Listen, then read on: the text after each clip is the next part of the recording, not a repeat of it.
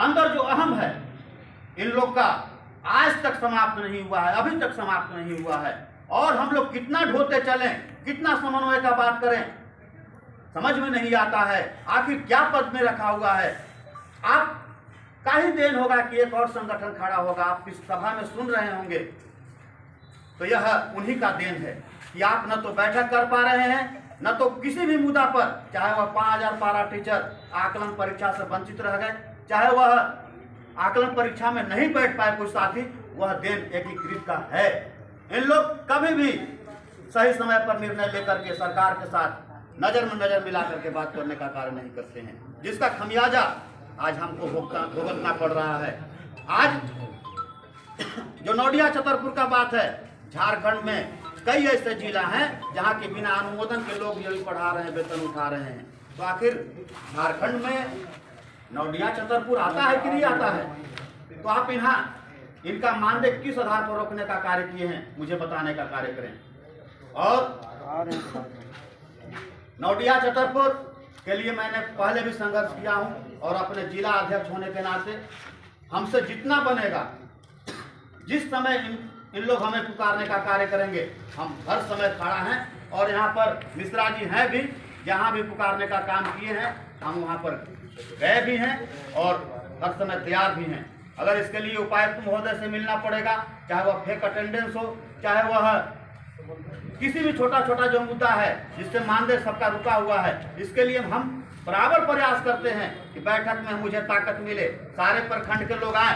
मैं भी नहीं कभी अंतर समझता हूं कि वह किस संगठन का प्रखंड अध्यक्ष है। अगर यहाँ पर प्रखंड अध्यक्ष हैं, हमसे बात करते होंगे तो उनको पता भी होगा कि हमने आज तक भेदभाव करने का कार्य नहीं किया। जब मैं जिला अध्यक्ष बना तभी से एकीकृत होने का कार्य किया और एकीकृत बनाने का कार्य किया। और उसी के चलते मैं किसी भी प्रखंड में घूरने का कार्य भी नहीं किया कि लोगों में द्वेष होगा, इसलिए एकीकृत के रूप में कार्य करना है। जब भी हमको बैठक में बुलाया गया, मैं आने का कार्य किया। और कोई भी प्रखंड अध्यक्ष यह नहीं कह सकते हैं कि हमारा बात पूरे सी काम की बारी नहीं सुनते, चाहे वो किसी भी संगठन का हो। और इसीलिए मैं समन्वय के साथ इस बैठक को रखने का कार्य किया कि आप आइए, समन्वय बनाइए, सारे प्रखंड के लोग आइए, जितने भी प्रखंड अध्यक्ष हैं, चाहे वो किसी भी संगठन के। परंतु आज जो स्थिति है वह सबके सामने है। इसलिए मैं नहीं चाहता कि बार बार पारा शिक्षक का हानि हो। इसलिए मैंने सोचा कि क्यों नहीं जिस व्यक्ति को हम लोगों ने मुख्यमंत्री बनाया बदनाम होकर के, उस व्यक्ति से मैं नजर में नजर मिला करके बात करने का कार्य करूं कि यदि आप मेरा हक नहीं देंगे तो मैं भी अपने समय के अनुसार परिवर्तन करने का कार्य करूंगा। इसलिए मैं मुख्यमंत्री जी से मिलकर के कहना चाहता हूं कि आप जिस प्रकार से घोषणा किए हैं वेतनमान का, उसको पूरा करने के लिए आपको चाहे जो भी परिस्थिति बनता है आपको करना पड़ेगा। इसके लिए मैंने सोचा और सारे लोगों से बात भी किया कि हम चाह रहे हैं कि एक झारखंड का महापंचायत बुला करके और पलामू के धरती से यह जो पारा शिक्षक का समस्या है, वर्षों पुरानी समस्या, क्यों नहीं मुख्यमंत्री जी यहीं से आप घोषणा करते हैं। और जिस दिन आप घोषणा करेंगे पारा शिक्षक भी आपका होंगे। और आप यदि घोषणा नहीं करेंगे तो पारा शिक्षक भी काफी होशियार और पढ़े लिखे व्यक्ति हैं, उसका आज भी जवाब आपको मिलेगा।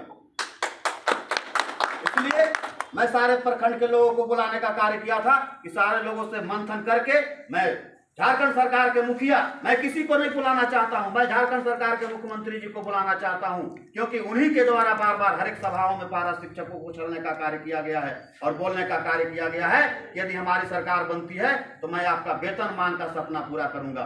और अब तो बहुत बड़ी खुशी की बात है कि जिस बात के लिए सरकार बार बार कहती थी कि पारा शिक्षक योग्य नहीं है, वेतनमान के लायक नहीं है, उन्हें परीक्षा देना पड़ेगा, अब पारा शिक्षक विभागीय परीक्षा भी दे चुके हैं। और विभागीय परीक्षा मतलब आप लोग जानते भी हैं। और पहले के बड़े बुजुर्गों से पूछिएगा कि विभागीय परीक्षा मतलब क्या होता है, बहुत बड़ी परीक्षा है। और इस परीक्षा से सरकार वेतनमान तो दे ही सकती है, राजकर्मी का दर्जा भी दे सकती है और मुझे पूरा अधिकार दे सकती है। कहीं से कोई मामला नहीं बनता है, सिर्फ इच्छा शक्ति होना चाहिए। और इस इच्छा शक्ति को जगाने के लिए बार बार सरकार से आंदोलन करना ही एक व्यवस्था नहीं है। हम लोग चाहते हैं कि एक बार शांतिपूर्वक बैठ करके मुख्यमंत्री जी को इस बात को बतावें और मुख्यमंत्री जी भी इस बात को समझेंगे। ऐसा नहीं है कि कोई समझदार व्यक्ति नहीं है, आप अपना बात को रखें और यदि उस क्रम में मेरा कार्य नहीं होता है तब हम उसका विरोध करेंगे। इसलिए मित्रों, आप लोग पलामू जिला के तमाम पारा शिक्षक में यह मैसेज देने का कार्य करें कि यह जो महापंचायत है, पूरे झारखंड के जब पारा शिक्षक आएंगे तो बड़े बड़े निर्णय मुख्यमंत्री जी लिए हैं और पारा शिक्षक के बारे में भी निर्णय लेने में पीछे नहीं हटेंगे। कुछ ऐसा कार्य करें जिससे कि पारा शिक्षक का क्षति कम हो, हम लोगों का अधिकार मिले। इस मुद्दा पर भी हम लोग विधिवत बात करने के लिए बैठे थे और आगे का डेट भी बैठक के लिए रखा गया है। आप लोग प्रयास करें कि हर एक प्रखंड में बैठक हो और उस बैठक के माध्यम से हम लोग जिला के बैठक करके निर्णय ले सकें और महापंचायत बुला करके पारा शिक्षक का हक अधिकार दिलाने का कार्य कर सकें। अब रही बात संगठन एक करने के लिए, तो राज्य स्तर पर सबसे पहले संगठन को समन्वय के साथ कॉमन मिनिमम प्रोग्राम के साथ एक होना पड़ेगा। और जो स्थिति है जो मैं देख रहा हूं, अभी भी इन लोग का अंदर में जो है वह कचरा भरा हुआ है, कोई नहीं चाह रहा है किसी से कम। तो ऐसे करने से तो कार्य चलेगा नहीं और अब हम लोग किसी के जाल में फंसने वाले भी नहीं हैं। बार बार धोखा देना, बार बार पारा शिक्षकों का जान लिवाना आंदोलन करके, यह कहीं से उचित नहीं है। इसलिए कुछ ठोस निर्णय लेकर के पारा शिक्षक का कल्याण कराया जाए और जितने भी छोटा छोटा मुद्दा है, जो अनुकंपा है, अनुकंपा में आपने देखा होगा, ब्रज किशोर भैया भी बोलने का कार्य किए कि अनुकंपा में यहाँ पर ऐसा कुछ नहीं है।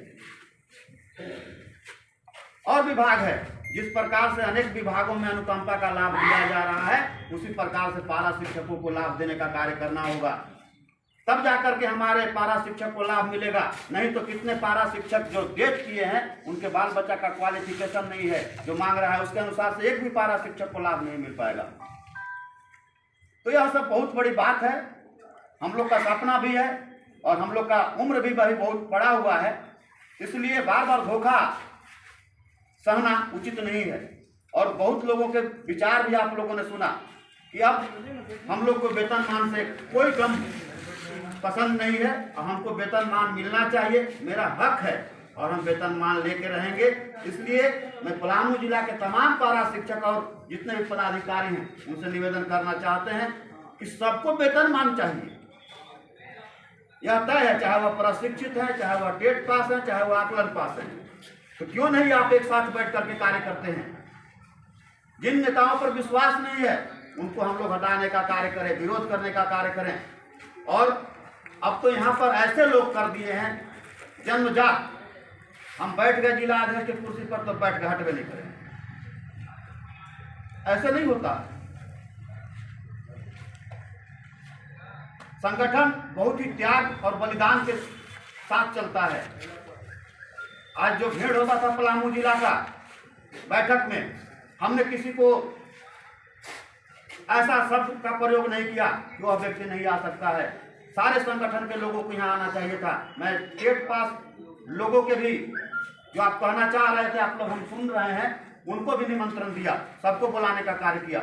लोग नहीं आ रहे हैं, हमें उससे कोई लेना देना नहीं है। हमारा जो काम है वह करेंगे। आप लोग सारे लोग एक सूत्र में बंद करके कार्य करें। यहाँ पर अध्यक्ष और सचिव का लड़ाई नहीं है। जब भी यहाँ पर चाहे जो संचालन कर रहे हैं, चाहे जो प्रखंड अध्यक्ष है, हर समय मैं सम्मान अपने से बड़ों को देने का कार्य करता हूँ। इसलिए और यह मेरा अपना व्यक्तिगत विचार है, अपना अति है, सोच है।